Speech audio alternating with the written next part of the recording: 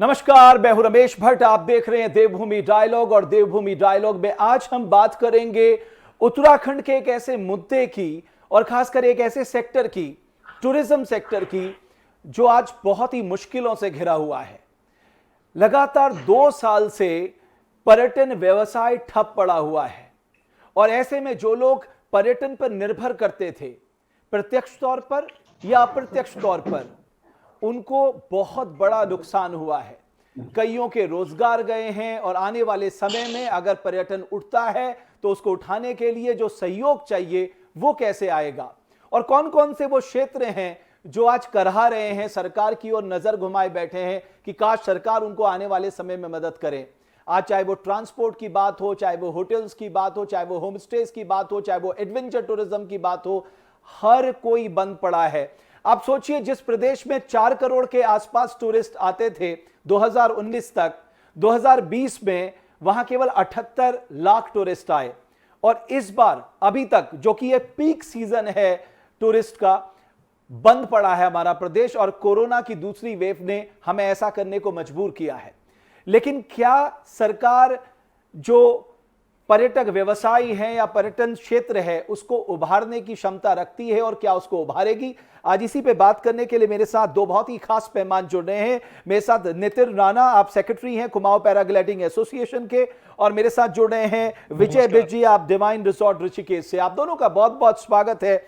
और मैं एक बात यहां पर और बता देना चाहूंगा कि पिछले वर्ष राज्य सरकार ने तकरीबन 75 करोड़ का एक राहत पैकेज टूरिज्म सेक्टर को दिया था, जिसमें कैश इंसेंटिव दिया था, कुछ पानी और बिजली के बिल माफ किए थे, कुछ जो इंटरेस्ट देना होता है उस पार्ट को सरकार ने अदा करने की बात की थी। लेकिन आज हालात बदले हुए भी हैं और ज्यादा मुश्किल भी हैं। विजय जी, मैं आपसे शुरुआत करना चाहूंगा, कितना मुश्किल होगा अब वापस टूरिज्म सेक्टर को उभारना आपकी नजर में? सबसे पहले तो मैं देवभूमि डायलॉग का धन्यवाद करना चाहूंगा कि जिन्होंने नितिन जी, मैं आपके पास आऊंगा। विजय जी से मैंने पूछा। विजय जी। जी जी।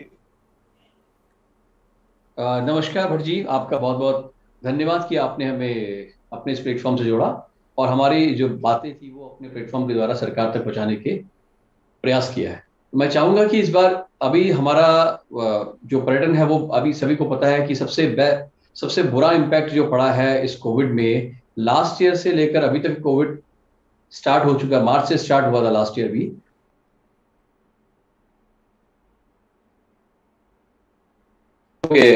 स्टार्ट करने की कोशिश करी तो थोड़ा उठा, टूरिज्म उठा उसमें नोट, फिर उसके बाद फिर ये जो अगेन जो दूसरी लहर आई इसने काफी नुकसान कर दिया है।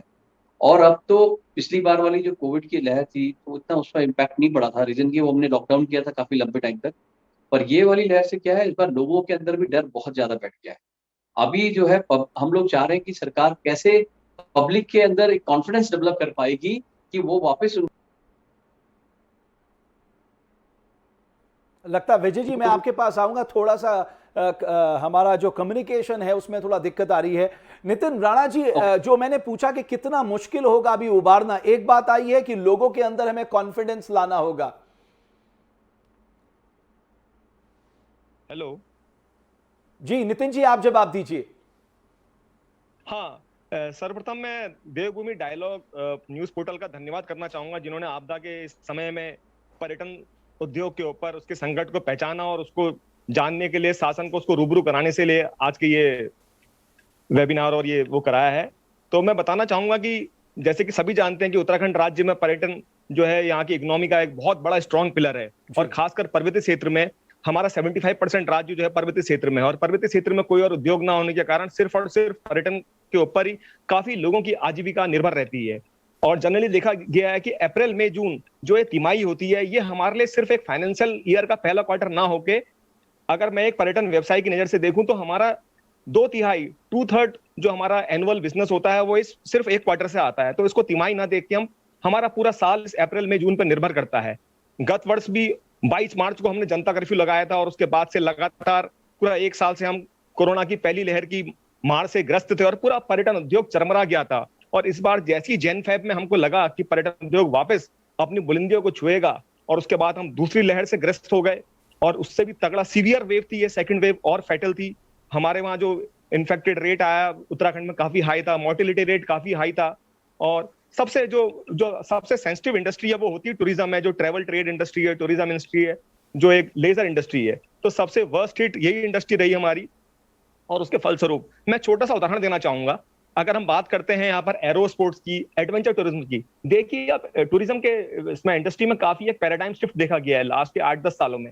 पहले आदमी सिर्फ यहाँ पहाड़ में घूमने और नौकायन करने और जनरल ट्रेडिशनल एक्टिविटी करने आता था, लेकिन 8-10 सालों में एक काफी बड़ा शिफ्ट आया इसके अंदर। अब देखा जाता है कि मेट्रो से जो लोग आते हैं काफी स्ट्रेस में रहते हैं, तो एज अ स्ट्रेस बस्टर वो लोग हमारे पास आते हैं और काफी अच्छी एक्टिविटी करते हैं, एडवेंचर एक्टिविटी करते हैं, जिसमें कि हमारे पास पैराग्लाइडिंग रहती है, हमारे पास राफ्टिंग है, हमारे पास हाइकिंग है, हमारे पास ट्रैकिंग है, लॉन्ग डिस्टेंस जिप लाइन है, बंजी जंप है। तो ये सब करके वो एक तरह की स्ट्रेस बस्टिंग करते हैं, उनको किक मिलती है, एड्रेनलिन रश मिलता है, थर्स्ट मिलता है। तो काफी लोग इस पर निर्भर हैं। अगर हम पैराग्लाइडिंग की बात करें, जिस उद्योग का मैं प्रतिनिधित्व करता हूं, 2000 में पैराग्लाइडिंग यहाँ पर कुमाऊं मंडल विकास निगम के थ्रू नैनीताल के एक छोटे से कस्बे भीमताल में स्टार्ट किया गया था और 2014 से इसमें रफ्तार पकड़ी। 2014 से इसमें निजी ऑपरेटर आए और मात्र 6 सालों के अंदर आज 16 कंपनियां उत्तराखंड में ऑपरेट कर रही हैं और जिसमें से भी 12 कंपनियां सिर्फ भीमताल में ऑपरेट कर रही हैं। भीमताल जैसे कि आप जानते हैं एक छोटा सा कस्बा है, नगर पंचायत है, जिसकी आबादी 5 से 7 हजार के आसपास है और इस छोटे से कस्बे में 12 कंपनियां यहाँ पर ऑपरेट कर रही हैं। हमारे राज्य में 55 पैराग्लाइडिंग पायलट पंजीकृत हैं और जिसमें से 45 पायलट मात्र भीमताल में ही है। तो आप भीमताल एज अ पैराग्लाइडिंग में अगर हम कहें एज अ हब इमर्ज कर रहा है तो कोई अतिशयोक्ति नहीं होगी। और इसमें भी 400 से 500 लोगों को हम लोग यहाँ डायरेक्ट इनडायरेक्ट एम्प्लॉयमेंट दे रहे हैं। अगर छोटे से भीमताल में हम 400 से 500 लोग पैराग्लाइडिंग पर डिपेंड कर रहे हैं तो बहुत बड़ी बात है। बिल्कुल, और आपने सही कहा कि आपने एडवेंचर स्पोर्ट्स में और खासकर पैराग्लाइडिंग की बात की। लेकिन विजय जी, अगर मैं होटल इंडस्ट्री की बात करूं या रिजॉर्ट से जो लोग जुड़े बात करूं, आप लोगों ने के लिए कितनी मुश्किलात है, क्योंकि बैक टू बैक 2 साल और एक बड़े पैमाने पे लोग आपके साथ जुड़े, कितना मुश्किल आप लोगों के लिए रहा है? हमारे पास तो देखो अभी इतने जो हमारा सबसे होटल इंडस्ट्री का सबसे बड़ी दिक्कत जो आती है, हमारे जो एम्प्लॉइज हैं, हाँ, हमारे जो एम्प्लॉइज है वो एक बहुत बड़ा हमारे लिए एक चैलेंज रहता है कि उनको कैसे रिटेन रखा जाए। फर्स्ट ऑफ ऑल, जैसे ही लॉकडाउन लगता है तो हमारे एक समस्या आ जाती है कि उनको हम सैलरीज कहाँ से दें। हमारे जो डेली बिजनेस के खर्चे हैं वो तो हम मीट आउट कर लेते हैं, बट एक सैलरी का जब आपके पास बिजनेस नहीं आएगा तो उनको सैलरी नहीं दे पाएंगे। उन बेचारों के लिए बड़ी समस्या होती है, वो कहाँ से अपना उस समय सडनली अपना वो खर्चा निकाल पाए। तो उनको कोई सरकार की तरफ से पहले पिछली बार गवर्नमेंट ने थोड़ा कोशिश किया था, तो सबको 1-2 हजार रुपए का उनको स्टाइपेंड वगैरह दिया था गवर्नमेंट ने अपनी तरफ से। तो अगर उन एम्प्लॉयज के ऊपर, और जबकि उनका देखो हमारे जो होटल, बड़े होटल इंडस्ट्री है लाइक 3 स्टार और 4 स्टार प्रॉपर्टीज जो हैं, वहां पर हर एम्प्लॉयज का लगभग ESI PF फंड करता है। तो हमने कहा उनका फंड अगर उनको दे दिया है इस हेल्प के टाइम, इस कोविड की आपदा के टाइम, पैंडेमिक टाइम में, तो वो उनके लिए सबसे अच्छा हो। पर गवर्नमेंट ने अभी तक उस पर कोई डिसीजन नहीं ले पाई। लास्ट ईयर भी हमारी डिस्कशन हुआ था कि भाई इनको इस तरह की हेल्प की जाए। तो हम कोशिश कर रहे हैं कि किसी ना किसी तरह से जो एम्प्लॉइज हैं, जो काम करने वाला, जो इतनी दूर से अपना गांव से यहाँ नौकरी करने आ रहे हैं, शहरों में आ रहे हैं, छोटे छोटे गांव, फिर कस्बों से गांव में आ रहे हैं, अलग अलग जगह पे आ रहे हैं नौकरी करने के लिए, तो एटलीस्ट उनको एक थोड़ी हेल्प मिल जाए। तो वो सरकार से हमारी एक प्रयास होगा कि वो हेल्प मिल जाए, तो उससे हमारा एम्प्लॉय रिटेन हो जाएगा। अदरवाइज क्या है, वो फिर डिफरेंट वर्क में जुड़ जाएंगे। वो जो काम कर रहे थे, इतना एक्सपीरियंस है उनको इतने साल काम करने का, कोई बेचारा दिहाड़ी मजदूरी करने लग गया है, कोई गाड़ी चलाने लग गया है, तो उनका एक्सपीरियंस वेस्ट हो जाएगा। तो उनको भी हमने रिटेन करना है कि वो इसी फील्ड में रहें, अपने इस फील्ड में आगे बढ़ते रहें। बिल्कुल, आपने बहुत अच्छी बात कही कि कैसे हम अपने जो एम्प्लॉइज को रिटेन कर सकते हैं, खासकर ऐसे समय में जब उनके पास एक्सपर्टीज है, स्किल है और बहुत कुछ उन्होंने सीखा है। नितिन राणा जी, एक तो आपने कहा एडवेंचर स्पोर्ट्स, बिल्कुल सही बात है, लेकिन अगर आप देखेंगे, अगर आप उत्तराखंड के सरकारी कर्मचारियों को निकाल दें या बड़ी सिटकुल कंपनीज में लोग जो काम करें उनको हटा लें, तो लगभग बाकी लोग तो डायरेक्टली इनडायरेक्टली अगर आप देखेंगे वो कहीं ना कहीं टूरिज्म से जुड़े हुए हैं। अब वो टूरिज्म कितने प्रकार का है, जैसे आपने कहा कि एक quarter, that is April, May and June, ये एक ऐसा क्वार्टर है जो साल भर के खर्चे निकाल देता है, बहुत ही पीक सीजन रहता है और इसी पीक सीजन में कोरोना की दूसरी वेव ने हमें हिट किया है। अब सवाल यह है कि इससे बाहर निकलने का रास्ता क्या है, नितिन जी? कुछ वेलफेयर के डिसीजन लिए थे, जैसे कि जो हमारे राफ्टिंग गाइड्स हैं ऋषिकेश में 455 राफ्टिंग गाइड थे, तो इनको लमसम कुछ तो हमको मॉनेटरी हेल्प करनी पड़ेगी, जैसे लास्ट ईयर करी थी। लास्ट ईयर जो हमारे राफ्टिंग गाइड्स थे उनको हमने 5000 पर पर्सन की एक मॉनेटरी हेल्प उनको दी थी। तो उसी तर्ज में हम चाहेंगे कि पैराग्लाइडिंग पायलटों को भी वो एक रकम दी जाए अच्छा, इसके अलावा सिर्फ एडवेंचर टूरिज्म की बात नहीं है। अगर हम पूरा टूरिज्म इंडस्ट्री की बात करें तो लास्ट ईयर भी यहाँ पर 2000 का लमसम अमाउंट 2 बार दिया था, यानी कि 2000 रुपए प्रत्येक कर्मचारी को जो भी पंजीकृत है इसमें जिला पर्यटन कार्यालय के थ्रू या उत्तराखंड पर्यटन विकास परिषद में, तो उन लोगों को एक सहायता राशि दी थी। तो हम चाहेंगे वो सहायता राशि फिर से इन कर्मचारियों को मिले, जिससे एक फौरी राहत उनको मिल जाए।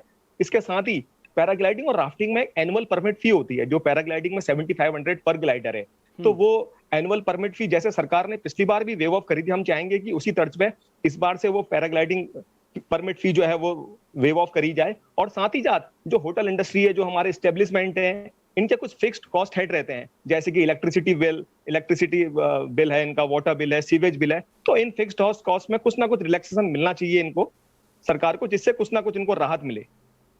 बिल्कुल। और मैं एक बहुत छोटी सी बात कहता हूं, ये तो हम होटल्स की बात कर रहे हैं, एडवेंचर स्पोर्ट्स की बात कर रहे हैं। मैं जिस जगह पे रहता हूं, अगर आप हल्द्वानी से भीमताल जाएंगे, आपको कम से कम नहीं तो 100-150 भुट्टे वाले वहां पर बैठे मिल जाते हैं, जिनका जिस क्वार्टर की हम बात करें 2 क्वार्टर में वो पूरे साल भर का खर्चा निकाल लेते हैं।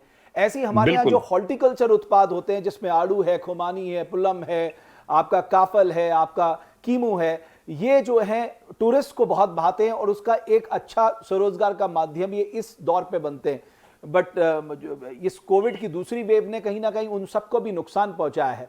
यानी टूरिज्म इंडस्ट्री केवल अपने आप में ही सीमित नहीं है, आप ट्रांसपोर्ट को देखेंगे, आप बाकी हॉर्टिकल्चर एग्रीकल्चर डिपार्टमेंट को देखेंगे, आप एनिमल हस्बेंड्री को देखेंगे, ये सारे लोग इनडायरेक्टली पूरी तरह से टूरिज्म पे निर्भर करते हैं। विजय जी, आपने ESIC की बात की, बिल्कुल उस पर सरकार को विचार करना चाहिए, कुछ तो पैसा इन लोगों के पास मिलेगा, लेकिन क्या आने वाले समय में जब थोड़ा हालात ठीक होते हैं और वापस आप लोग अपने काम पे आते हैं, तो आपके पास क्या वो वर्किंग कैपिटल है, दोबारा से उसी पेस पे अपना काम शुरू कर सकते हैं? डेफिनेटली वर्किंग कैपिटल में तो फर्क पड़ेगा ही आपका। कई होटल वाले तो अभी बैंकों पे लोन्स पे चल रहे हैं, उन्होंने लोन ले रखे हैं, लोन की किस्त नहीं जा पा रही उनकी, तो वो अभी मॉनिटरिंग पीरियड गवर्नमेंट ने तो बढ़ाया है 2-3 महीने का, अगर वो उस पीरियड में अगर जमा कर पाएगा, पर एटलीस्ट उसको इंटरेस्ट तो पे करना ही पड़ेगा। हम चाहते हैं जिस पीरियड में आपने लॉकडाउन लगाया है, उस लॉकडाउन पीरियड का एटलीस्ट उसको इंटरेस्ट तो ना पे करना पड़े, इंटरेस्ट में कम से कम छूट मिल जाए, है ना। सेक्टर गवर्नमेंट से भी कह रहे थे, बैंकिंग सेक्टर से बात कर रहे थे कि एटलीस्ट मॉनिटरिंग पीरियड का हमें इंटरेस्ट ना पे करना पड़े, क्योंकि उस समय किसी ने कोई काम ही नहीं करा, सब लोग बिल्कुल आइडली बैठे हुए हैं और अपने खर्चे मीट आउट करना उनके लिए बहुत बड़ी मुश्किल है। तो प्रिंसिपल अमाउंट वो पे कर रहे हैं, पर अपने इंटरेस्ट जो थोड़े कम हो जाएंगे तो उससे भी उनको बेनिफिट मिलेगा। एंड नेचुरली बात है कि अभी लोगों के पास इतना फाइनेंशियली वो सब लोग स्क्वीज हो गए काफी, क्योंकि अभी जो उनको बेसिक अपनी प्रॉपर्टी को रिटेन करने या मेंटेन करने के लिए चाहिए, फिर भी क्योंकि अभी लोग एम्प्लॉइज नहीं है, पर फिर भी प्रॉपर्टी में अगर आपने मेंटेन नहीं करोगे तो प्रॉपर्टी जब 2-3 महीने बाद आप खोलोगे तो पूरी उसमें इतना पैसा रिक्वायर्ड होगा कि आपका वो आपका फाइनेंशियली क्रश भी आ सकता है, उसमें एकदम क्रंच आ जाएगा। तो उसके लिए हमें चाहिए कि इनिशियली स्टार्टिंग के लिए बैंकिंग सेक्टर से एक छोटा सा अमाउंट जो है, जिसमें कोलेटरल फ्री, जैसे लास्ट टाइम हमने किया था, कई यूनिट्स लास्ट टाइम नहीं ले पाई, पर इस बार भी कईयों को जरूरत पड़ेगी, तो कोलेटरल फ्री कुछ अमाउंट बैंकिंग सेक्टर इनको लोन पे दिया जाए, सो दैट कि वो अपना इनिशियली स्टार्टिंग के लिए उनको एक अमाउंट मिल जाए, ताकि वो अपना एक कोलेटरल फ्री लोन मिल जाए उनको अगेन स्टार्टअप करने के लिए। बिल्कुल, तो आपने सही कहा कि गवर्नमेंट, और जो आपने इंटरेस्ट की बात की कि जितने महीने लॉकडाउन लगा है उस इंटरेस्ट को अगर सरकार उस इंटरेस्ट को पे करने का बीड़ा उठा ले, और जो वर्किंग कैपिटल की हम बात करें बैंक उस पर मदद कर दे, तो मुझे लगता है कि जो पर्यटन व्यवसाय है फिर से खड़ा उठेगा। लेकिन एक तरफ तो हम हेल्थ की बात कर रहे हैं, दूसरी तरफ जो लोन अमाउंट रहे वो एक मैक्सिमम डिमांड फिक्स कर दी है, मैक्सिमम लिमिट फिक्स कर दिया है कि 1 CR 2 CR तक के लेवल की जितनी लोन्स हैं गवर्नमेंट के दिए हुए होटल इंडस्ट्री को, वो लोग एटलीस्ट उसमें हेल्प है, तो छोटा मिडिल क्लास का जो व्यवसाय है उसको काफी राहत मिल जाएगी उसमें। ओके नितिन जी, एक तरफ तो हम कह रहे हैं कि आप साहब कैश इंसेंटिव दे दीजिए, आप इंटरेस्ट फ्री लोन दे दीजिए, जो महीने आपने बंद किया है वहां पर आप इंटरेस्ट गवर्नमेंट पे कर ले, आपने तमाम तरह की रियायतें जो सरकार दे सकती है उसका जिक्र किया, वो बिजली का बिल माफ कर दे, उस समय उतने समय के लिए पानी का बिल माफ कर दे, या जो आपका जो शुल्क लेते हैं आप हर साल पैराग्लाइडिंग से या राफ्टिंग से और भी न जाने, उसको थोड़ा सा माफ कर दिया जाए। बट अब आपके लिए चैलेंज है कि आप दोबारा खड़े उठिए और अपने पोटेंशियल को सामने लाकर रखिए, क्योंकि मुझे लगता है कि जितना पोटेंशियल उत्तराखंड में है टूरिज्म को लेकर, या आप एडवेंचर टूरिज्म की बात कर लें, उस पोटेंशियल को भी हम पूरी तरह से इस्तेमाल नहीं कर पाए हैं। नितिन जी, आपका जवाब मैं चाहूंगा। हाँ, मैं कहना चाहूंगा कि उत्तराखंड को as a diverse tourism destination, एक यूनिक इनोवेटिव टूरिज्म डेस्टिनेशन हमें प्रमोट करना है। अगर हम पोस्ट कोविड सिनेरियो की बात करें और कोविड से इसको रिलेट करें, तो अभी जो है बात आ रही है वेलनेस की, तो ये बहुत राइट टाइम है उत्तराखंड के लिए कि हम वेलनेस में उत्तराखंड की पोजीशन को, उत्तराखंड की यूनिक पोजीशन को पिच इन करें। हमारे पास हम बात करेंगे सिर्फ एडवेंचर टूरिज्म की नहीं, हम बात करेंगे स्पिरिचुअल टूरिज्म की, जिसमें हमारे पास ऋषिकेश से लेकर जागेश्वर तक इतनी सीरीन, इतनी सेक्लूडेड प्लेसेस हैं जहां लोग आना चाहेंगे। तो इन जगह को हमने होलिस्टिक अप्रोच के साथ, एक इंटीग्रेटेड अप्रोच के साथ हमने वो करना चाहिए। अच्छा, पोस्ट कोविड के बाद हमने देखा गया है कि कोविड की अगर बात करें तो 2.5 करोड़ लोग अभी तक कोविड से इन्फेक्टेड थे। तो इसमें से काफी लोग हैं जो रिक्यूपरेशन के लिए, जो रिकवरी के लिए उत्तराखंड में हिल स्टेशन में आना चाहेंगे। हमारा पहले से भी काफी एक अच्छा वो रहा है। अगर हम बात करें प्री इंडिपेंडेंस पीरियड की, तो हमारे पास, जैसे आप जानना चाहेंगे, भीमताल के पास एक जगह है भवाली, जहां पर एक टीबी सैनिटोरियम हुआ करता था, जहां पर हमारे प्रथम प्रधानमंत्री जवाहरलाल नेहरू जी की धर्मपत्नी श्रीमती कमला नेहरू अपना इलाज कराने आई थी। तो ऐसा नहीं था कि उस टाइम में पूरे इंडिया में कहीं कोई हेल्थ फैसिलिटी नहीं थी इसलिए वो भवाली आई, क्योंकि भवाली और उत्तराखंड की जो जलवायु है, जो यहाँ की क्लाइमेट है, जो वेदर है, वो स्टैंड आउट करते हैं। तो लोग रिक्यूपरेशन के लिए, हमने उत्तराखंड को एक हीलिंग के लिए, एक वेलनेस के लिए नंबर 1 बेस्ट प्रिफर्ड डेस्टिनेशन बनाने का ये असली वक्त है आपके, जो हम चाहेंगे कि हमारी सरकार इसको एग्रेसिवली सारे अपने ट्रैवल टूरिज्म कॉन्फ्रेंसेस में, सब में स्ट्रांगली प्रमोट करे, जिससे ज्यादा के ज्यादा लोग यहाँ पर रिक्यूपरेशन के लिए उत्तराखंड में आए और ज्यादा से ज्यादा हमारा टूरिज्म जो है सीधे सीधे सुचारू हो। ओके, पॉलिसी लेवल में भी बदलाव की जरूरत है। विजय जी, जो ये बात आ रही है कि साहब आपके पास एक मौका है, आप पिच करिए अपने आप को। आज इम्यूनिटी बूस्टर की बात हो रही है, आज क्वारंटीन होने की बात हो रही है, आज वेलनेस की बात हो रही है, और जब से कि आईटी सेक्टर जो है वो वर्क फ्रॉम होम कर रहा है, तो ये भी एक अपॉर्चुनिटी है हमारे सरकार के पास कि यहां भी हम इस अपॉर्चुनिटी को भी टैप कर सकते हैं। बहुत ज्यादा अगर गवर्नमेंट पे डिपेंड ना भी रहे आप, खुद से अगर मैं इस ऑर्गेनाइज इंडस्ट्री की बात करूं, जो लोग ऑर्गेनाइज सेक्टर में आते हैं, क्या वो इतना दमखम रखते हैं कि वो इसको पिच कर सकते हैं अपने लेवल पे? डेफिनेटली हम लोग पिच कर सकते हैं, इसमें कोई दिक्कत नहीं है, और हमने किया भी है। लास्ट टाइम भी हमने किया है, इस बार भी हम कोशिश कर रहे हैं कि इसको पिच करें। बट रीजन ये है कि अभी लोगों का जो ट्रैवलिंग, इस वेव्स में ट्रैवलिंग करना, लोग काफी डरे हुए हैं। रीजन क्या है कि हमारे पहाड़ों में भी कोविड का फैल गया इस बार का। तो जो पहाड़ों में कोविड का जो, तो इस बार लोग ऊपर पहाड़ की तरफ आने में डरने लगे। रीजन क्या, पहले लास्ट ईयर तक तो ये प्रॉब्लम नहीं आई थी, पर इस बार जो कोविड जो स्प्रेड कई ऊपर पहाड़ी डिस्ट्रिक्ट्स में काफी फैल गया था। तो अभी क्या है, इंटर डिस्ट्रिक्ट में भी लोगों को आने में दिक्कत खाली ये है कि उनकी जो कोविड टेस्ट की रिपोर्ट मांग रहे हैं, वो थोड़ा सा एक ऑप्शन लगता है आपको। जो आता है टूरिस्ट, कहता है कोविड टेस्ट की रिपोर्ट मांगूंगा तो मैं कितनी जगह दिखाते हुए आऊंगा उसको। क्या लोग आ रहे हैं, पूरी फैमिली आ रही, तो हर फैमिली मेंबर की मैं कोविड टेस्ट रिपोर्ट लेके आऊंगा। तो थोड़ा सा इशू वही है कि इसको कोविड टेस्ट को अगर आप बॉर्डर पे करते हैं और वो फ्री ऑफ चार्ज करिए, उसमें गवर्नमेंट को आरटीपीसीआर टेस्ट करना वहीं बॉर्डर पे करिए उनका रोक के, बट उनको एटलीस्ट आप फ्री कर दीजिए, जाने दीजिए आगे। आप टेस्ट करते हैं, पर अब वो आदमी दिल्ली से आता है, फिर आप बोलते हो उसको यहाँ पे बॉर्डर पे रोकते हो, फिर उसको बोलते हैं कि हम आपको 1 दिन या 4 दिन के लिए क्वारंटीन करेंगे, ये करेंगे। That is not a right thing ना। अगर आप टूरिस्ट को बुला रहे हैं तो आप उसको प्रॉपरली बुलाइए, उसको रिस्पेक्टफुली बुलाइए, आप उसको आने दीजिए। उसका टेस्ट करना है तो आप टेस्ट कर लीजिए बॉर्डर पे, बट उसको जाने दीजिए उसकी डेस्टिनेशन पे। अगर आप उसको पॉजिटिव आता है, कुछ एक और जो बड़ा रिपोर्ट सवाल पॉजिटिव आती होता है, है नितिन जी, कॉल देम जब बैक आप से बैक टू अपने देम। राज्य की इकोनॉमी की बात करते हैं, देखिए आपकी इकोनॉमी में अगर पैसा नहीं आएगा तो आपकी इकोनॉमी में डिमांड क्रिएट नहीं होगी, और डिमांड क्रिएट नहीं होगी तो आप आगे नहीं बढ़ पाएंगे। और मैं देखता था कि उत्तराखंड में जो इकोनॉमिक एक्टिविटीज होती हैं, खासकर अगर पहाड़ी इलाकों की बात करूं, उसमें टूरिज्म सेक्टर सबसे इंपॉर्टेंट रोल अदा करता है। अब सवाल यह है कि जैसा कि विजय जी ने बताया कि हमारे लिए सबसे बड़ी दिक्कत यह होगी कि हम कितना अलाउ करें, कैसे अलाउ करें, क्या प्रोटोकॉल हो, ये सारी चीजों को भी ध्यान में रखना होगा, क्योंकि सेकेंड वेव ने हमें अंदर तक हिला के रख दिया है और अभी थर्ड वेव की बात भी कही जा रही है। तो आपको लगता है यहां सरकार को बहुत ही स्मार्टली काम करना पड़ेगा? हम इसमें चाहेंगे कि सरकार टूरिज्म सेक्टर जो एकदम से इकोनॉमी को रिवाइव करेगा, अगर जैसे ही हम लोग अनलॉक, हमने उत्तराखंड ने स्टार्ट कर चुका है, फेजेस में अनलॉक स्टार्ट हो गया है, तो मेरे को लगता है कि विद इन अ मंथ हम लोग अपनी इसको ज्यादा देर तक बंद नहीं रख पाएंगे और टूरिज्म सेक्टर को अगले महीने तक खोलेंगे ही। तो मानसून का पीरियड है और काफी लोग इसमें उस टाइम में आते हैं, तो पहले तो सरकार से प्राथमिकता होगी कि जो भी हॉस्पिटैलिटी इंडस्ट्री में काम कर रहे हैं कर्मचारी, उनको एज अ कोरोना वॉरियर मानते हुए उनको प्राथमिकता से उनको वैक्सीनेशन किया जाए। और दूसरा एक डाटा मैं आपके साथ शेयर करना चाहूंगा कि उत्तराखंड में इंडिया में एज ऑन डेट 5 करोड़ लोग अभी डबल वैक्सीनेटेड हो चुके हैं। जी। तो हमको सिर्फ आरटीपीसीआर को आधार ना मानते हुए जो लोग डबल वैक्सीनेटेड हो चुके हैं उनको एक तरीके का हम बोल सकते हैं कि वैक्सीन पासपोर्ट मिल गया है, उनको वैक्सीन इम्यूनिटी मिल गई है, तो वो बगैर किसी रोक टोक के आवाजाही के आ सकते हैं। तो 5 करोड़ की जो एक नंबर है बहुत बड़ा नंबर है, तो हमने इन लोगों को टारगेट करना चाहिए और इनके मोबिलाइज होने में, इनके आने में हमें और हमारे किसी भी यहाँ पर राज्य के किसी भी आम आदमी को इनसे कोई खतरा नहीं होगा। तो हमने इन लोगों को प्राथमिकता के आधार पर करना होगा और टूरिज्म अपने जो भी हमारे एसओपीज, हमारी सरकार पर्यटन मंत्रालय जो भी एसओपीज हमें लेट डाउन करेगा उन एसओपी को हमने 100% कंप्लाई होकर उनको फॉलो करते हुए एक सुरक्षित राज्य, एक सुरक्षित पर्यटन का संदेश देते हुए पर्यटकों को हमने आउटरीच करना पड़ेगा, उनको बुलाना पड़ेगा और उससे ही हमारी इकोनॉमी रिवाइव होगी। बिल्कुल, ये बहुत स्पष्ट है कि अगर उत्तराखंड की इकोनॉमी को रिवाइवल स्टेज पे लाना, ये सारे जो हमारे जनप्रतिनिधि हैं, जो हमारे पॉलिसी मेकर हैं, उन्हें भी समझना होगा कि आपको इस एक्टिविटी को खोलना होगा। हम लोग एडवेंचर टूरिज्म की बात कर रहे हैं, हम होटल्स की बात कर रहे हैं, हम रिजॉर्ट की बात कर रहे हैं, हम होम स्टे की बात भी कर लें जरा, बिकॉज होम स्टे एक बहुत इंपॉर्टेंट पिलर है आने वाले दिनों में हमारे उत्तराखंड के टूरिज्म को आगे ले जाने का।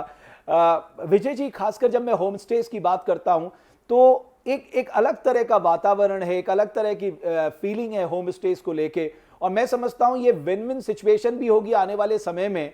खासकर मैं उन लोगों से भी कहना चाहता हूं जिन्होंने नए होम स्टे शुरू किए और इस कोविड काल में उनको लगता है कि उन्होंने गलत तो नहीं कर लिया, आने वाला समय उनके लिए अच्छा होगा। लेकिन आपको लगता है ये एक बेहतरीन कॉन्सेप्ट है और लोग आने वाले समय में इसमें रहना पसंद करेंगे, यहां पर की आजीविका ज्यादा स्ट्रांग होगी आने वाले दिनों में? बिल्कुल जी, ये होम स्टे का जो कॉन्सेप्ट है ये बिल्कुल ही उत्तराखंड को सूट करता है और उत्तराखंड की जो विलेजेस की जो इकोनॉमिक है उसको बूस्टअप करने में बहुत ये फायदेमंद रहेगा और ये उनको आजीविका को बढ़ाने वाला है। कि पहाड़ी क्षेत्रों में जो लोगों के अबेंडन हाउसेस पड़े थे उनको उन्होंने डेवलप करके और फिर वहां पर एटलीस्ट एक टूरिज्म के आने से एटलीस्ट लोगों के अंदर अतिथि देवो भव का एक जो संस्कार था हमारे अंदर उत्तराखंड के अंदर वो सकारात्मक रूप से जागृत हो जाएगा। रीजन क्या, उनके यहाँ हम लोग जाएंगे, जो उनके घरों में जाएंगे, उनकी संस्कृति देखेंगे, तो वो उन्होंने अपने जो घर बनाए हुए लोग उसी घर में नेचुरल इन्वायरमेंट में रहना पसंद करेंगे। प्लस जो वहाँ की जो इन्वायरमेंट है वो इतना प्योर है, ऑक्सीजन से फुल है, जो लोगों को आज की डेट में जिसकी सबसे ज्यादा जरूरत है। और ऐसा इन्वायरमेंट जो एक होमली एटमॉस्फेयर देना चाहता है आदमी। टूरिस्ट देखो होटल्स में रुकते हैं जो आते हैं बहुत जो मतलब जिनको नया कुछ करना है उत्तराखंड के अंदर आके, जिनको नई कोई रिसर्च करनी है, नया देखना है, उनके लिए ये होम स्टे जो लोकेशंस हैं ये बहुत ही फायदे, मतलब उनको अट्रैक्टिव करने वाली है ऐसे टूरिस्ट को जो रिमोट एरिया में जाना चाहते हैं, जो अबंडन एरिया है जहाँ तक कोई पहुंच नहीं पाया है, जहां तक आज पर्यटन नहीं पहुंच पाया, तो वो टूरिस्ट ऐसी जगह जाना चाहता है आज की डेट में। तो वो होम स्टे ही एक ऐसा माध्यम है जो हर जगह इजीली अवेलेबल हो सकता है और हम लोग उनको प्रेरित कर रहे हैं ताकि वो अपने छोटे छोटे घरों में एक एक रूम, दो रूम करके कन्वर्ट करना शुरू करें और उसमें अपने हमारे टूरिस्ट लोग आएंगे तो वो उनको डेफिनेटली अगली बार दोबारा रिपीट करेंगे, तो उनकी इकोनॉमिक ग्रोथ करेगी वहां से। अभी 4 धाम का मूवमेंट इस समय पूरी तरह बंद है और पूरा उत्तराखंड, मतलब आप लगा लीजिए गढ़वाल का जो मूवमेंट है इस क्षेत्र का, ये 4 धाम पे डिपेंड रहता है। और 4 धाम आपका मई और जून का पीक सीजन ये होता है। पिछली बार भी 4 धाम पूरी तरह से इफेक्टेड था, तो जो लोग 4 धाम में कैंप लगाते थे, जो 4 धाम में अपना काम करते थे टाइम बिंग के लिए, होटल्स खोलते थे 6 महीने के लिए, तो उन लोगों को लास्ट ईयर में एक्चुअली सितंबर अक्टूबर में मौका तो मिल गया था, लेकिन अब वो 2 महीने के लिए होटल खोल के वो भी उनको कोई बेनिफिशियल नहीं था, तो इसलिए उन लोगों ने लास्ट ईयर पूरा ऑपरेट ही नहीं करा। सेम सिचुएशन इस साल भी उनके साथ होने वाली है।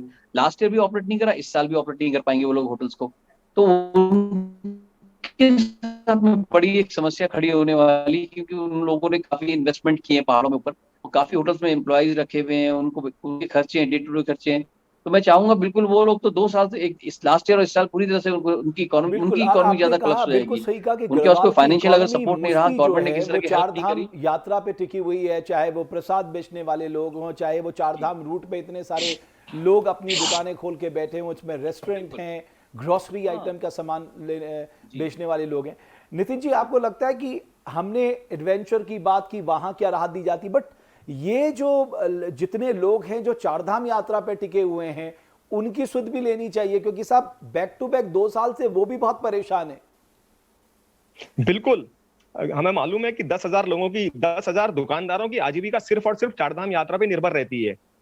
और अभी चारधाम लास्ट ईयर भी बंद थी और इस बार भी बंद है, तो काफी बड़ा तबका है। और ये कोई ऐसा तबका नहीं है कि जो ऑर्गेनाइज सेक्टर में है, इसमें से काफी 75% लोग इसमें ऐसे हैं जो अनऑर्गेनाइज सेक्टर में और जिनकी कहीं गिनती भी नहीं होती है। तो ऐसे लोग काफी परेशान है और बिल्कुल ग्राउंड लेवल के लोग हैं। और शीघ्र शीघ्र हमें लगता है कि कुछ ना कुछ इसकी, अब जहां एक तरफ अनलॉक खुल रहा है तो एसओपीज बनेंगी, और अभी भी हमारे पास टाइम है सितंबर तक तो अभी टाइम है। तो अगर जल्दी से जल्दी इसको हम एक एसओपी बना के और उसका पूर्ण तरह से पालन करके इसको जल्दी से जल्दी सुचारू करेंगे तो काफी लोग इससे लाभान्वित होंगे।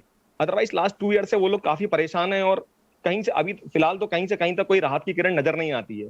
तो जितना जल्दी सरकार इसको खोले और एक सुरक्षित यात्रा का संदेश दे, सुरक्षित यात्रा एक आयोजित करे, तो उससे काफी लोग इसमें लाभान्वित होंगे। ओके विजय जी, आपको लगता है कि हम एक वेलनेस डेस्टिनेशन की ओर बढ़ रहे हैं, but when it's come to investment, मुझे नहीं लगता कि सरकार बहुत ज़्यादा इन्वेस्ट कर सकती है, या सरकार के पास इतना स्कोप भी नहीं है, इकोनॉमिक स्कोप भी नहीं है।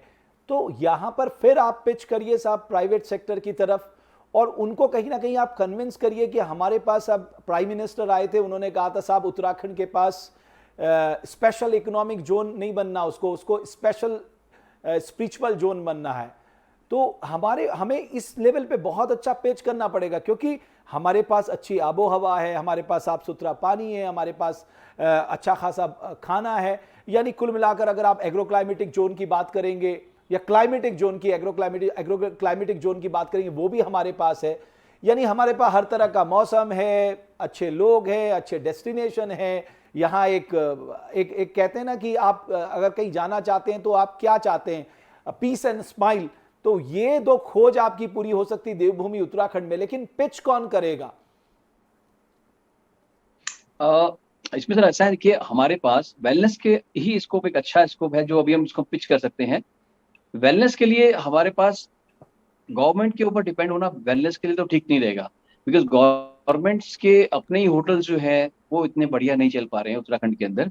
उनको चलाने में उनको काफी मेहनत करनी पड़ रही है, नॉर्मल होटल्स को भी।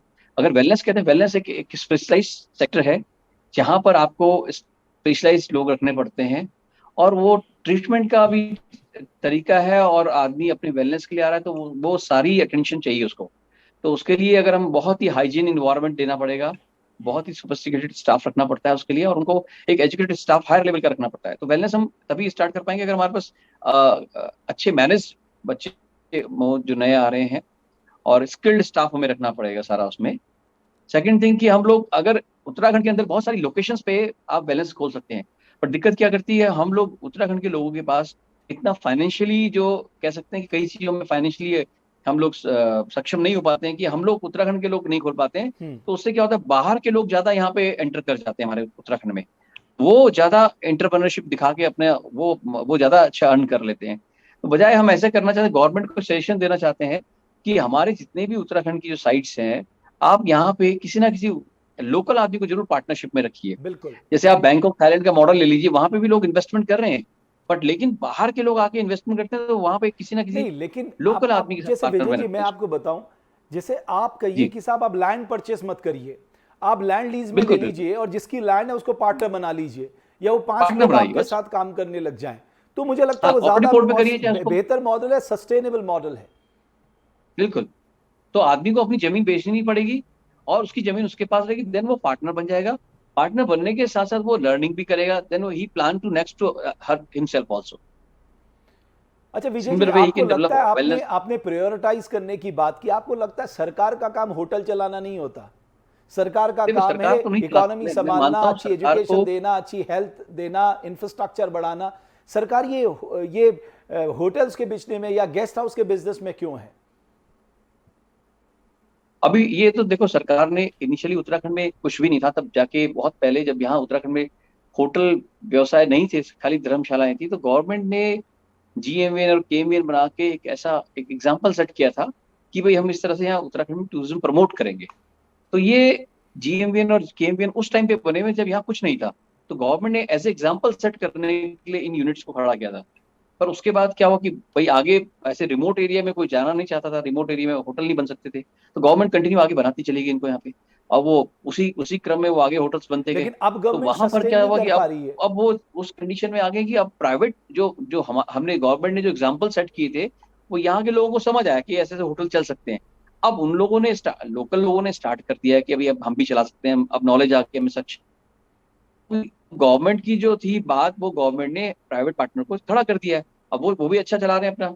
तो हम ये कोशिश करते हैं कि गवर्नमेंट से अच्छे प्राइवेट पार्टनर, अच्छा प्राइवेट लोग ज्यादा अच्छा चला रहे हैं। तो इसलिए आज की डेट में गवर्नमेंट को सस्टेन करना मुश्किल हो गया उन जगह पे जहाँ पे एक गवर्नमेंट होटल है, कई प्राइवेट पार्टनर्स आ गए हैं। तो प्राइवेट वाले जो है वो ज्यादा मेहनत से काम कर रहे हैं, ज्यादा फोर्स लगा रहे हैं मैन पावर काम करने के लिए।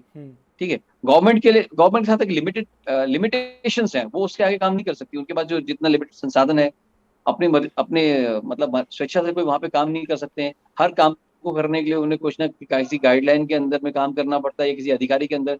वो जब तक उनके पास वो चीज नहीं होती तब तक वो कर नहीं पाते हैं। तो उनका उस प्रक्रिया में बहुत लंबा समय लग जाता है।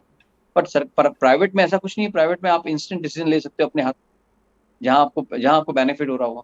तो गवर्नमेंट के एस्पेक्ट में उनको दोनों चीज देखनी पड़ती है कि भाई हमें समाज के लिए भी काम करना है और अपने व्यवसाय के लिए भी काम करना है। तो गवर्नमेंट हर तरीके से एंगल से काम करती है, लेकिन प्राइवेट वाला जो है वो अपने प्रॉफिट वो जो ऑर्गेनाइजेशन के टूरिज्म लिए का काम करता है, अपने इंफ्रास्ट्रक्चर, ऑर्गेनाइजेशन देखिए को प्रॉफिट। अभी क्या है नितिन जी। जी, जब हम किसी जी, जी। टूरिज्म स्टेट की कल्पना करते हैं तो हम सबसे पहले देखते हैं कि साहब वहाँ का इंफ्रास्ट्रक्चर क्या है, चाहे वो रोड इंफ्रास्ट्रक्चर हो, चाहे वो एयरलाइंस की बात हो, चाहे वो रोपवेज की बात हो, चाहे वो एयर कनेक्टिविटी की बात हो, या चाहे मोबाइल कनेक्टिविटी की बात हो। हम उत्तराखंड इस पे आगे बढ़ा है। अगर आप दिल्ली से देहरादून की कनेक्टिविटी देख लेंगे या दिल्ली से नैनीताल की कनेक्टिविटी देख लेंगे, बहुत बदलाव आया है। मेरा कहने का मतलब यह है कि आपने इंफ्रास्ट्रक्चर में इतना खर्च किया है, तो कम से कम उस पोटेंशियल को आप अपने पक्ष में भी तो लेके आइए, उत्तराखंड अपने पक्ष में भी तो लेके आए। उत्तराखंड की इकोनॉमी में तो ओवरऑल डेवलपमेंट दिखना चाहिए। नितिन जी।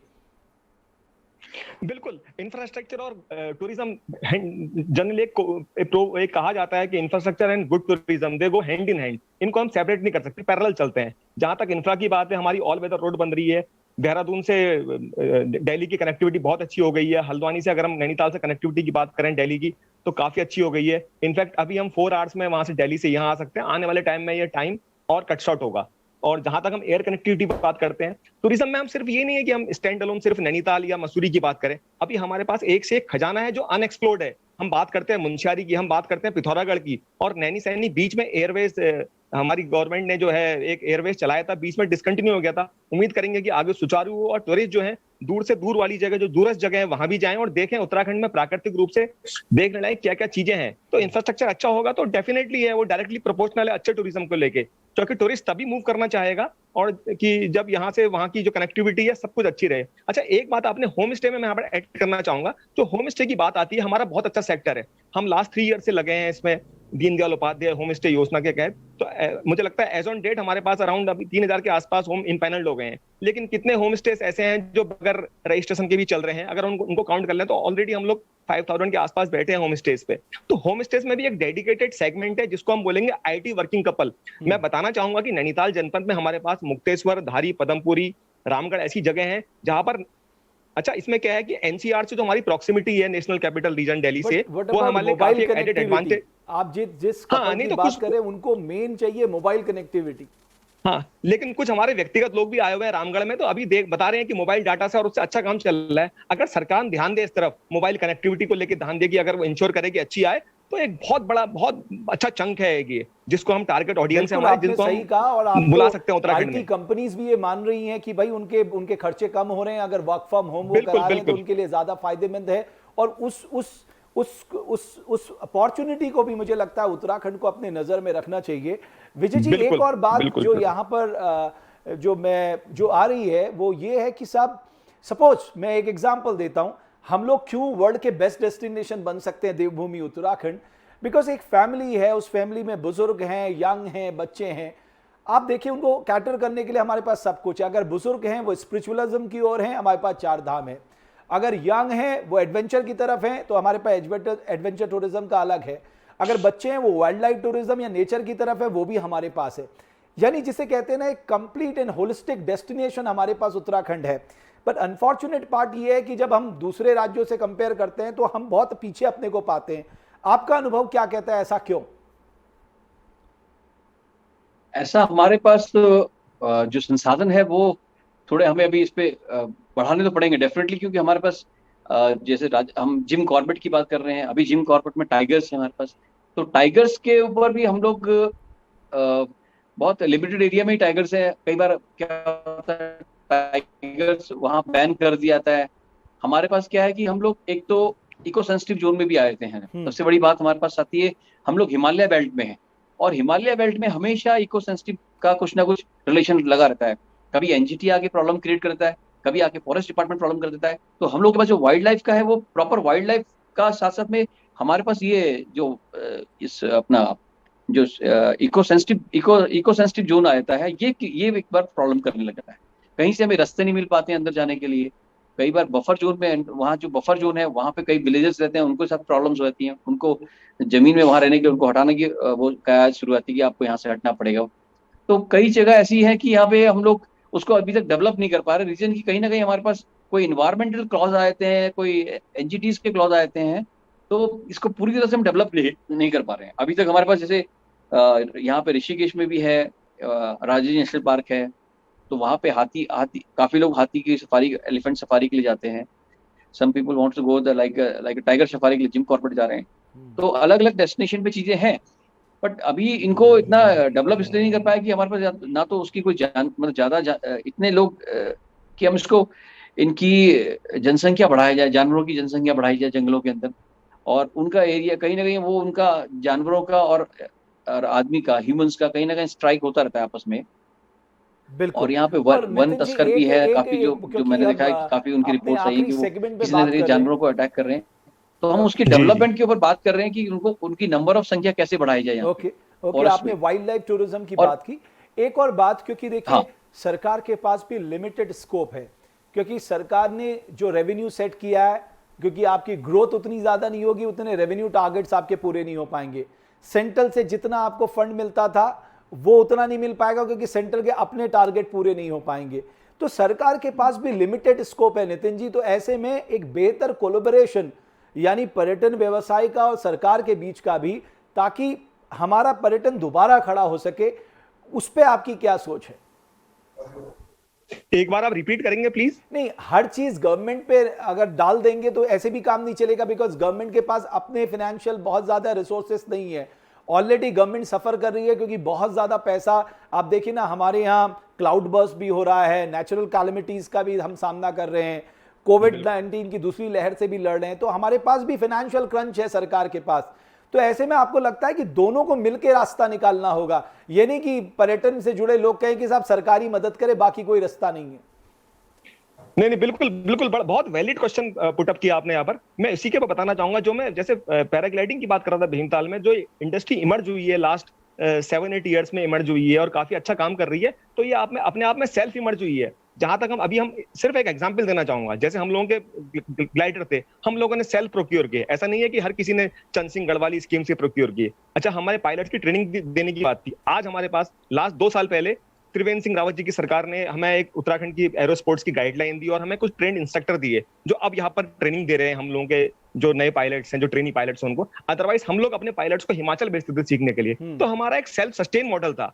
तो आपने बिल्कुल सही कहा, हर चीज में हमें गवर्नमेंट को नहीं देखता। जहां तक हम प्रमोशन की बात कर रहे हैं, तो जो हमारे ओटीएम्स होते हैं, ट्रेवल मीट्स होती है, मेरे को लगता है विजय जी भी एग्री करेंगे कि एज ए होटलियर या एज ए जो हमारे अपने टूरिज्म के हमारे अपने अपने एस्टेब्लिशमेंट है, हम लोग खुद जाते हैं। हम मुंबई जाते हैं, हम लोग कैलकाटा जाते हैं, गुजरात जाते हैं, तो वहाँ कॉन्फ्रेंसेस में हम लोग खुद पार्टिसिपेट करते हैं, अपने एक्सपेंस पर पार्टिसिपेट करते हैं, और टूरिस्ट को, उनको जो हमारे पोटेंशियल क्लाइंट्स होते हैं उनको हम अट्रैक्ट करने की कोशिश करते हैं। तो ये बहुत वाजिब कहा आपने कि सेल्फ अपना खुद ही इंडिविजुअल पार्टनरशिप करके, या जैसे आपने लैंड वाली बात कही थी कि लैंड अगर प्रोक्योरमेंट करेंगे तो बहुत हाई कैपिटल इंटेंसिव स्कीम है वो, अगर लैंड प्रोक्योर करके कुछ करना। तो इससे अच्छा है कि अगर कोई लोकल पार्टनरशिप कर ले, लैंड ओनर को आप स्ट्रेटेजिकली इन्वॉल्व कर लें, तो आपकी वो कॉस्ट डाउन हो जाएगी।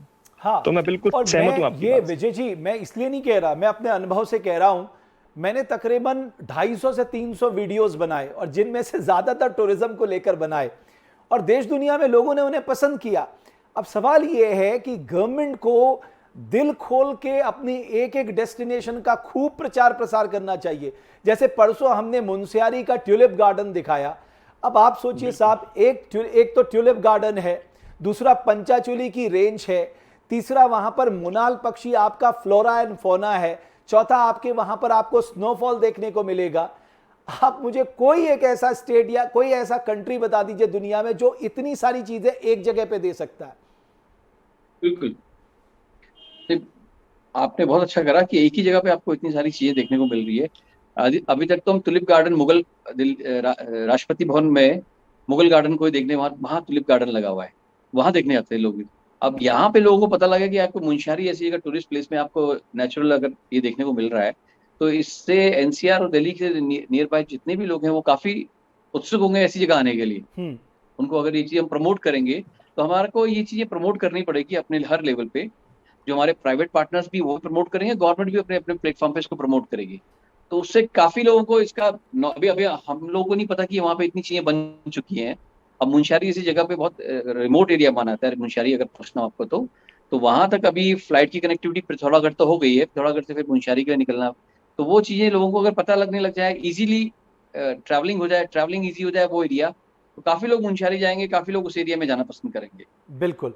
एक और बात मैं आप दोनों महानुभाव से पूछना चाहूंगा, नितिन जी आपसे शुरुआत करना चाहूंगा। ये जो हमारे प्राइम मिनिस्टर ने कहा ना वोकल फॉर लोकल, अगर हम इसको भी इंटीग्रेट करें टूरिज्म के साथ, ये एक विन विन सिचुएशन होगी।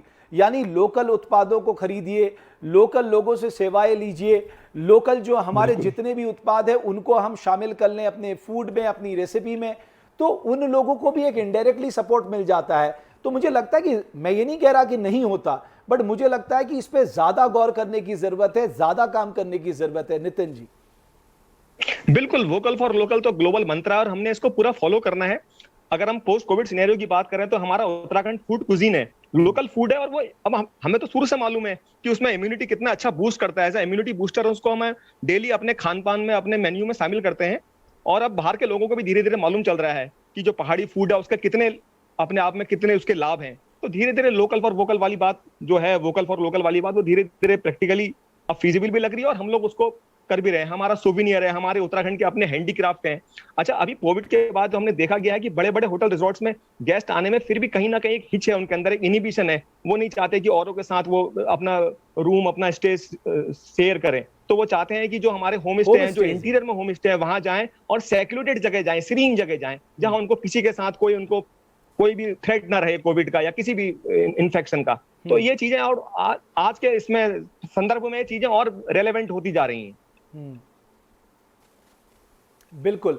विजय जी, जरा वोकल फॉर लोकल पे भी, बिकॉज मुझे लगता है कि बड़े होटल्स को भी, अब मैं एग्जांपल देता हूं, हम कहते हैं अतिथि देवो भव, तो हम अतिथि आता है तो उसका बुरांस का जूस पिला के स्वागत करें ना। हमारे यहाँ जो हॉर्टिकल्चर के एक से एक उत्पाद हैं जिसके बारे में मैं क्या बताऊं, इंटरनेशनल मेडिकल जर्नल ने उनके बारे में रिसर्च छापी है, उनको हम आगे बढ़ाएं ना। क्यों नहीं? हमारे फार्मर्स कम्युनिटी को फायदा होगा, जो लोग उससे जुड़े हुए हैं उनको फायदा होगा। बिल्कुल, ये बहुत अच्छा है। हम लोग खुद अपना local cuisine start, Garhwali cuisine या कुमाऊनी कुजीन स्टार्ट कर रहे हैं। उत्तराखंड टूरिज्म के अंडर में ये काम होने वाला है। इसमें अभी मेनू बन चुका है इनका, और वो हर होटल में तकरीबन हर जगह वो उसको प्लेस कर रहे हैं, ताकि उसको विद पिक्चर के साथ में, प्रॉपर पिक्चर्स और फोटोग्राफ के साथ में उसको उस आइटम्स के बारे में डिटेल बताया जाएगा और हर होटल में वो चीज रखी जाएगी। तो इनकेस अगर आदमी कोई आता है वो स्टडी कर ले, उसको अगर अभी रनिंग में रेगुलर अवेलेबल नहीं है फूड, वो तो एक दिन पहले आके अपना ऑर्डर प्लेस कर सकता है, सो दैट कि आदमी जाके उसको प्रॉपर्ली बना के उसको खिला दे। तो हम चाह रहे हैं कि जो हमारी कुजीन है, उत्तराखंड की जो कुजीन है, उसका प्रमोशन किया जाए। तो हर जगह उसके पैम्पलेट्स लगाए जाएं, उसके स्टैंडीज लगाए जाएं, ताकि आदमी को आने, जो आदमी टूरिस्ट एज ए गेस्ट आ रहा है वो पूछे तो यहाँ का क्या फेमस है, एक तो हम उसको वो प्रमोट करें। क्या होती है, आप लोग कोविड सिचुएशन से बाहर निकले, पूरी दुनिया में इम्यूनिटी की बात हो रही है, प्रतिरोधक क्षमता बढ़ाने की। भाई देवभूमि उत्तराखंड के हर एक उत्पाद में इतनी ताकत है, वो आपकी प्रतिरोधक क्षमता बढ़ा सकता है। बिल्कुल, क्योंकि हमारे पास देखो, एक तो ऑर्गेनिक बोर्ड अभी बना है उत्तराखंड का, वो सारी जगह सर्टिफाइड कर रहा है। हम ऑर्गेनिक प्रोडक्ट को ही प्रमोट कर रहे हैं अभी। हम लोग जो चाह रहे हैं कि यहाँ उत्तराखंड का जो प्रोडक्ट है उसे ऑर्गेनिक स्टेट का दर्जा दिलाया जाए, ताकि यहाँ जो लोकल, यहाँ जो उत्पाद बन रहे हैं वो लोग खरीद के भी अपने साथ लेके जाए। बाहर के लोग जो एज ए टूरिस्ट आ रहा है, तो विलेजर्स की भी, एक तो विलेजर्स जो गाँव में खेती कर रहे हैं, जिन्होंने खेती करनी छोड़ दी है, उनको उनके उचित पैसा मिल जाए उनकी फसल का, वो भी बहुत इंपॉर्टेंट है। और वो हम टूरिज्म के माध्यम से, एक उनको मार्केट दिलाने की कोशिश कर रहे हैं, ताकि वो लोग आए होटल में, वो चीज खाएं, टेस्ट करें, ये चीज यहाँ होती है, उसके बारे में उनको बताएं, और वो फिर मार्केट में जाके पूछें भाई ये मटेरियल कहाँ से मिल जाएगा मुझे। तो एक छोटी छोटी टक शॉप्स बनाई जा रही हैं हाईवेज पे, ताकि वो इस तरह की शॉप से वो पर्टिकुलर सर्टिफाइड माल होगा, वो सर्टिफाइड मटेरियल्स होगा, जो भी ग्रेन्स होंगे, दालें होंगी जो लोकल, वो ऑर्गेनिक सर्टिफाइड होंगी, और वो आप वहाँ परचेज कर सकते हैं, ताकि वो लोग लेके अपने साथ जाएं वहां से। हम लोग खुद अभी इतनी डिमांड रहती है हमारे पास, हमें अपना उत्तराखंड का प्रोडक्ट नहीं मिल पाता है यहाँ पे, तो हम लोग चाह रहे हैं कि लोग मैक्स इसकी खेती बढ़ा, पैसा उचित मिलेगा तो डेफिनेटली वो लोग उचित पैसे अगर मिलेगा तो वो खेती करना शुरू कर देंगे वापस, तो इससे एक तो चलिए, पलायन भी रुकेगा हमारा जो बिल्कुल। पलायन हो रहा है, और उनको मैं एक मैं ऑर्गेनिक फूड मिलने से लोगों का हेल्थ, जो इम्यूनिटी की बात कर रहे हैं हम लोग, अगर आप हेल्थी फूड लेंगे तो हमारा उत्तराखंड का फूड बहुत अच्छा हेल्थी भी है और इम्यूनिटी बूस्टर भी है। तो बिल्कुल हमारे क्लाइमेट के हिसाब से वो एक एक्सट्रीम आउटपुट देते हैं। हमारे प्रोडक्ट जितने भी उत्तराखंड में डेवलप होते हैं, उन प्रोडक्ट के अंदर एक अपना एक आयुर्वेदिक तत्व भी है, औषधीय तत्व भी है, तो अगर उनको हम खाते हैं तो उनसे आदमी हेल्थ गेन करेगा, चलिए। बजाय हम दूसरे और स्टेट के एक प्रोडक्ट यहाँ पे एक और बेचें बात मैं तो हम आखिर अपने में स्टेट के नितिन प्रोडक्ट को राणा जी प्रमोट इसलिए करेंगे। भी कहना चाहूंगा कि हमारे यहाँ हमने ग्रुप्स बनाए महिलाओं के, और हम उनको बिल्कुल। ग्रोथ सेंटर कहते हैं। जो फॉर्मर चीफ मिनिस्टर थे उनका बहुत फोकस था ग्रोथ सेंटर के ऊपर। बिल्कुल बहुत तरह के बिल्कुल। उत्पाद महिलाएं बना रही हैं। कहने का मतलब यह है कि हमें इंटीग्रेशन करना होगा होम स्टेज के बीच में, ये लोग जो उत्पाद बनाते हैं या जो लोग उन सब पे जब हम एक अच्छा इंटीग्रेशन करेंगे तो हम खुद भी आगे बढ़ेंगे और अपने साथ साथ दूसरे लोगों को भी आगे बढ़ाएंगे। और यही तो हम लोग उत्तराखंडी का भाव होना चाहिए कि साहब सर्वे भवन्तु सुखिनः। नितिन जी। बिल्कुल सही बात है, इंटीग्रेटेड मॉडल बनाना पड़ेगा। जैसे कि आपने बोला जो सेल्फ हेल्प ग्रुप है, स्वयं सहायता ग्रुप है, तो कहीं हमने देखा पिथौरागढ़ में मडवे के बिस्किट बना रहे हैं, और वो बिस्किट सिर्फ आज उत्तराखंड में ही नहीं, दिल्ली गुड़गांव तक मिल रहे हैं हमारे वहाँ के मडवे के बिस्किट। और दूसरा हम भीमताल की बात करें तो यहाँ जूट्स के बैग बन रहे हैं, और जगह जगह लोगों ने सोवेनियर शॉप खोली है। अभी तक सोवेनियर शॉप्स में क्या होता था उत्तराखंड में, नैनीताल में या नैनीताल मॉल रोड में, जो भी सामान आता था सहारनपुर से आता था, सहारनपुर वुड क्राफ्ट के लिए फेमस है तो वहां से आता था। अब उल्टा, अब जो हो रहा है वो रिवर्स, सारा रिवर्स हो गया है। अब हमारे वहाँ का जो आपने बताया बिल्कुल सही कहा, जो सेल्फ हेल्प ग्रुप है, ये लोग जगह जगह अलग अलग जगह बना रहे हैं, जो जो उनके यहाँ लोकल हस्तशिल्प है उसको बना रहे हैं, और उसी को वहीं से टूरिस्ट जो है डायरेक्ट वहीं से लेके जा रहे हैं। तो काफी अच्छा इंटीग्रेटेड मॉडल है, और इसीलिए हम कहते भी हैं कि टूरिज्म जो है इंटरकनेक्टेड है। टूरिज्म सिर्फ स्टैंड अलोन हम नहीं कर सकते उसको, टूरिज्म के साथ हैंडीक्राफ्ट जुड़ा हुआ है, उसके साथ एग्रीकल्चर जुड़ा हुआ है, ऑर्गेनिक फार्मिंग है, हॉर्टिकल्चर है, ये सब चीजें। अगर टूरिस्ट आएगा तो सारी की सारी इकोनॉमी रोटेट करेगी, सारी इकोनॉमी मूव करेगी एक साथ। बिल्कुल, तो यही इसलिए एक इसका ऐसा रेलेवेंस सेक्टर और है अच्छा जो बढ़ आपकी जाता है। इकोनॉमी को दोबारा जान डाल सकता है। विजय जी, मैं आप दोनों से, बिल्कुल, पहले बिल्कुल। मैं विजय जी से पूछता हूं फिर नितिन जी से।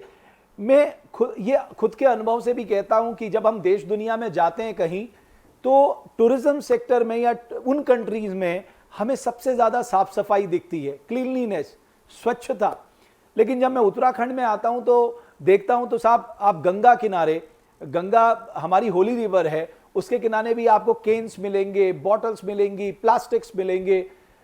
दो बातें, एक जो हमारे यहां आता है उनको बिल्कुल स्पष्ट करना होगा कि आपको स्वच्छता का बिल्कुल ध्यान देना होगा, और सेकंड आपको लगता है कि अभी हमने बहुत अवेयरनेस कर ली, this state need a stringent law to deal with cleanliness, कि भाई हमें फाइन करने पड़ेंगे, चाहे कोई बुरा माने या अच्छा माने, हमें इस प्रदेश को बहुत ही स्वच्छ और साफ सुथरा बनाना है। और मैं समझता हूं वो एक पर्यटक स्टेट की पहली कसौटी होती है कि बहुत साफ सुथरा पर्यटक स्टेट है। बिल्कुल सही, आपने सही बोला। हम लोग का ये प्रयास रहा है शुरू से, हम लोग चाह रहे हैं कि जो जो जो भी हर होटल से जो कचरा निकलता है उसका ऑर्गेनिक और इनऑर्गेनिक दोनों को अलग अलग सेग्रीगेट होटल से हो जाए। हम लोग अभी कर रहे हैं सारी चीजें पहले से, और उनको फिर डिस्पोज ऑफ करके उनको वर्मी कंपोस्ट बनाई जा रही है अलग अलग तरह की। तो उन प्रोडक्ट को हम अभी होटल से भी जो वेस्टेज निकल रहा है उनको हमने सब, यहाँ पे कई ऐसे ऑर्गेनाइजेशंस हैं प्राइवेट जो अपना एनजीओज हैं जो इस तरह काम कर रहे हैं। और फिर भी जो लोग सड़कों में गंदगी फेंक रहे हैं उनके लिए हमें अवेयरनेस प्रोग्राम तो करना ही पड़ेगा, लोगों को जागरूकता लानी पड़ेगी। मोदी जी ने स्वच्छ भारत अभियान का इतना बड़ा जो अभियान छेड़ा है वो इसी क्रम में है। तो वो इसी क्रम में पर्यटन को बढ़ावा दे रहा है और लोगों के अंदर एक जागरूकता पैदा कर रहा है। अभी हमने उत्तराखंड को पूरी तरह से प्लास्टिक फ्री जोन बना रहे हैं, नहीं, तो लेकिन इसमें किसी तरह का गंगा के किनारे कोई प्लास्टिक नहीं बनाने होगा। और बनाने में बड़ा फर्क है। मैं आपको नैनीताल का हाँ। एग्जांपल देता हूं। मैं नैनीताल के व्यापारी की दिल खोल के तारीफ करना चाहूंगा। उन्होंने स्वयं से ये मॉडल लागू किया, प्लास्टिक फ्री नैनीताल, और उन्होंने उसे करके दिखाया। लेकिन आप राजधानी की बात कर लीजिए, आपको राजधानी में हर जगह आपको प्लास्टिक बैग मिलेंगे। कहने का मतलब यह है कि सरकार को भी सख्त होना पड़ेगा और लोगों को भी समझना पड़ेगा। बिल्कुल नहीं, प्लास्टिक तो अभी वो प्लास्टिक आ रहा है जैसे हमारे पास ड्रिंकिंग वाटर्स के लिए पेट बोटल्स होती हैं, तो जब तक उसका हमें ऑप्शंस दोबारा नहीं मिलता कि हम लोग कैसे उसको, या लोगों के अंदर भी जागरूकता करने का भी ये सबसे बड़ी जागरूकता है। अभी सब होटल्स में, मैक्सिमम होटल ने हमने प्लास्टिक बैन करने के लिए बोला है सबको, तो अभी प्लास्टिक बैन करके लोगों ने कांच की बोतल में पानी सप्लाई करना शुरू कर दिया है। तो वो भी एक तरह इसी का पार्ट है कि कोशिश कर रहे हैं होटल में प्लास्टिक प्रोडक्ट ना यूज किया जाए किसी भी तरीके से। बिल्कुल, तो बहुत हम लोग अच्छी कोशिश कर रहे शुरुआत हैं कि कहीं से प्लास्टिक ना आए, और बिल्कुल। रिसाइकिल जो भी हो तो ये रिसाइकिल प्रोडक्ट यूज ये कर ना रहे हैं ये हम लोग। आप लोगों को भी जिम्मा लेना होगा, खासकर मैं रिवर राफ्टिंग बिल्कुल। जो लोग करते हैं उनसे कहना चाहूंगा, आप इसको इंश्योर करिए कि कोई लोग वहां किनारे में बैठकर वहां पर कोई पार्टी शार्टी ना मनाए, और वहां पर वो हमारी होली रिवर है साहब, आप वहां आप एडवेंचर टूरिज्म का लुत्फ उठा रहे हैं वो सही है, लेकिन हमें साथ ही साथ जो हमारे प्रदेश की यूएसपी है स्पिरिचुअलिज्म, हम एक ऐसा स्टेट है जिसको देवताओं का घर कहा जाता है, उसको भी हमें बनाए रखना चाहिए। नितिन जी, जो मैंने स्वच्छता की बात की, आखिरी कमेंट आपका। बिल्कुल, मैं चाहूँ जो स्वच्छता में कहीं ना कहीं सिविक सेंस की कमी है, और हम लोगों को खुद ही करना पड़ेगा, हर बार गवर्नमेंट की तरफ ना देखते हुए। मैं बताना चाहूंगा कि जब से माननीय हमारे प्रधानमंत्री मोदी जी ने स्वच्छ भारत अभियान का दिया, तो कहीं ना कहीं इसमें कमी आई है, कहीं ना कहीं लोगों के एक फोकस बढ़ा है इस चीज की तरफ, और हमें इसकी तरफ ज्यादा ध्यान देने की जरूरत है, और हम लोग कर भी रहे हैं एज अ पैराग्लाइडिंग साइट। लेकिन अभी तक सिर्फ हम अपनी अपनी इंडिविजुअल साइट्स को इसको देख रहे हैं। तो ऐसा सिविक सेंस हमें देखना पड़ेगा कि हमारी लेक्स हैं, ये हैं, कहीं भी गंदगी ना हो। नैनीताल व्यापार मंडल का आपने बड़ा अच्छा उदाहरण दिया है, और कहीं ना कहीं इन्हीं वजह से जो हमारे माननीय एनजीटी है या ऑनरेबल कोर्ट्स हैं, वो इसका संज्ञान लेते हुए, जैसे मिडोस पे हमारा नाइट स्टे बंद हो गया था, क्यों? क्योंकि टूरिस्ट वहां जाते थे और वहां काफी ट्रेस इकट्ठा हो जाता था। तो एनजीटी ने इसका संज्ञान लिया, या उन्होंने इसका संज्ञान लिया ऑनरेबल कोर्ट्स ने। तो कहीं ना कहीं हमें ट्रेस पॉलिसी बनाने की जरूरत भी है, और जो भी ऑर्गेनाइजर्स हैं, कहीं ना कहीं उनको अपने उसमें लेना पड़ेगा बैक ऑफ माइंड कि हम कोई भी एक्टिविटी करें और उसके दौरान ये साफ सफाई को लेके पूरा फोकस रहे। तो जनरली देखा जाता है कि कहीं ना कहीं पीछे छूट जाता है। जी बिल्कुल। आप दोनों का बहुत बहुत धन्यवाद इस चर्चा में जुड़ने के लिए। मैं सिर्फ इतना कहना चाहता हूं कि सरकार के साथ साथ हर एक नागरिक को अपनी भागीदारी निभानी होगी। अगर आप ये मानते हैं कि आने वाले समय में आप यहां रहकर रोजगार करना चाहते हैं, तो आपके लिए सबसे बड़ा फील्ड है टूरिज्म फील्ड, क्योंकि ये सेक्टर ही आपको कैटर कर सकता है, इतने बड़े पैमाने पे आबादी को रोजगार भी दे सकता है, लाइवलीहुड भी दे सकता है। बशर्त है कि हमें अपने राज्य को आगे बढ़ाने के लिए दिन रात काम करना होगा, सबको मिलकर काम करना होगा। इसमें कोई दो राय नहीं कि दुनिया का सबसे बेस्ट डेस्टिनेशन देवभूमि उत्तराखंड है, लेकिन उस बेस्ट डेस्टिनेशन को बनाए रखने के लिए हर उत्तराखंडी को अपनी भूमिका, बहुत ही सकारात्मक भूमिका अदा करनी होगी। और मुझे खुशी है कि कल ही जो पर्यटन मंत्री हैं सतपाल महाराज, उन्होंने मुख्यमंत्री जी से मुलाकात की है कि कैसे इस सेक्टर को मदद की जा सकती है, इस सेक्टर को उभारा जा सकता है इस कोविड-19 की सेकंड वेव से। आप दोनों महानुभावों का बहुत बहुत धन्यवाद, और बहुत बहुत धन्यवाद हमारे सारे दर्शकों का जो इस लाइव चर्चा को देख रहे थे। बहुत बहुत धन्यवाद आपका।